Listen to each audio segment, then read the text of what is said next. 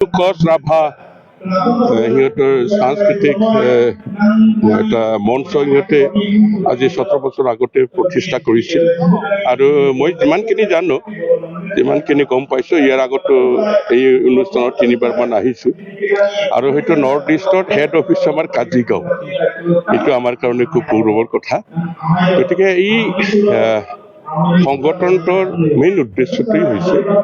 যে নিজৰ যিখিনি ৰাভা সংস্কৃতি এই ৰাভা সংস্কৃতিখিনি উন্নত কৰা আৰু ধৰি ৰখা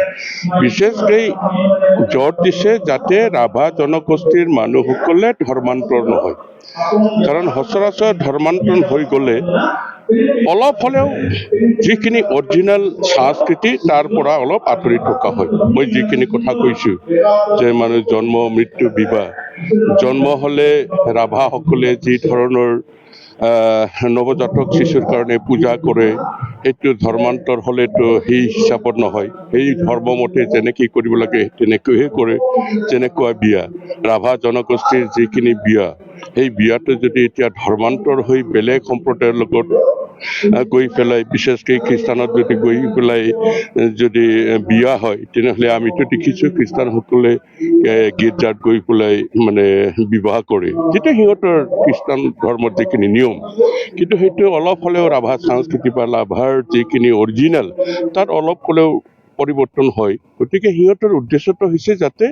ৰাভাসকলে বিশেষকৈ কোনো ধৰ্ম বেলেগ ধৰ্মৰ যাতে দীক্ষিত নহয় এইটোৰ ওপৰত ভিত্তি কৰিয়েই এই মানে সংগঠনটো জন্ম লাভ কৰিছে বৰ ভাল লাগিছে আজি আমাৰ মাজত ভাল ৰাষ্ট্ৰীয় স্বয়ংসেৱকৰ আমাৰ এই কি ঘোষ ডাঙৰীয়া উপস্থিত আছে কথাবিলাক শুনি ভাল লাগিছে নাই সেইটোতো মই এই বিষয়ত যিখন স্কুলত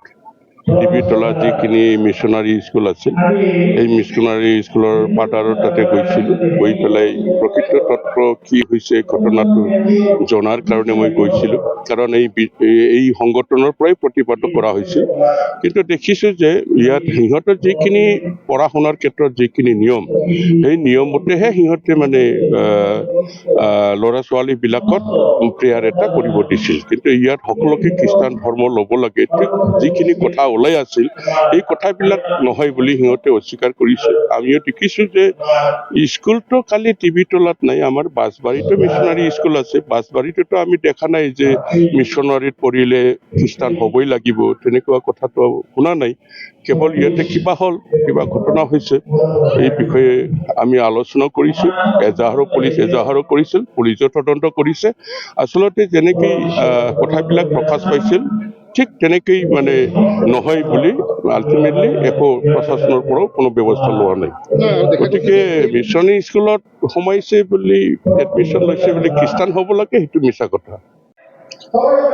মুখ্য অতিথি মানে এই অনুষ্ঠানটো আমি 17 বছৰৰ আগৰ পৰাই আমি এই অনুষ্ঠানটো প্ৰাৰম্ভ কৰিছোঁ কোচ ৰাভা যিবিলাক আমাৰ সমাজখন আছে এই সমাজখনৰ নিজৰ ধৰ্ম নিজৰ সংস্কৃতি নিজৰ পৰম্পৰাটো কেনেকৈ আমি আৰু উন্নত কৰিব পাৰোঁ আৰু এটা জাতিৰ কাৰণে নিজৰ পৰিচয় নিজৰ ধৰ্ম নিজৰ সংস্কৃতি নিজৰ মানে পৰম্পৰা তো এইটোৱে আমি এইটো আজি 17 বছৰ আগত আমি প্ৰাৰম্ভ কৰিছোঁহি গাঁৱে গাঁৱে আমাৰ গাঁও সমিতি আছে আৰু যুৱ সমিতি আছে মাতৃ সমিতি আছে এইটো বাৰ্ষিক অধিৱেশন আমি বছৰৰ মূৰত এদিন গোট খাওঁ সুখ দুখৰ কথা পাতোঁ কাৰ কি হৈ আছে এইখিনি কথাই আজি মোক এনেই মুখ্য অতিথি হিচাপে ইয়াত নিমন্ত্ৰণ দিছে সেইকাৰণে মই ইয়ালৈ আজি উপস্থিত হৈছোঁ প্ৰয়াস কৰি আছোঁ আমি খুবেই প্ৰয়াস কৰি আছোঁ আগত যিমান মাত্ৰাত আমাৰ মানুহ অন্য ধৰ্মলৈ গৈ আছিলে সেই মাত্ৰাটো এতিয়া কমিছে বাস্তৱিকতা আমাৰ মানুহে নিজৰ ধৰ্মটোৰ বিষয়ে উপলব্ধি নকৰে নাজানে বুজি নাপায় আৰু তেওঁলোকে সহজ সৰল মানুহক আজি কোনো শিক্ষিত মানুহ সিফালে যোৱা নাই আপোনালোকে চাব গাঁৱৰ হোজা বেমাৰী এইবিলাকেই তেওঁলোকে মানে নিজৰ ফালে কৰি লৈ আছেহি আমি সজাগতা কৰি আছোঁ গাঁৱে গাঁৱে সজাগতা নিজৰ ধৰ্মত থাকক নিজৰ সংস্কৃতিত থাকক নিজৰ পৰম্পৰাত থাকক আপুনি অনুভৱ কৰা কথাটো আমি বহুত বছৰ আগৰ পৰাই মানে এই কথাটো অনুভৱ আমি কৰি আছোঁ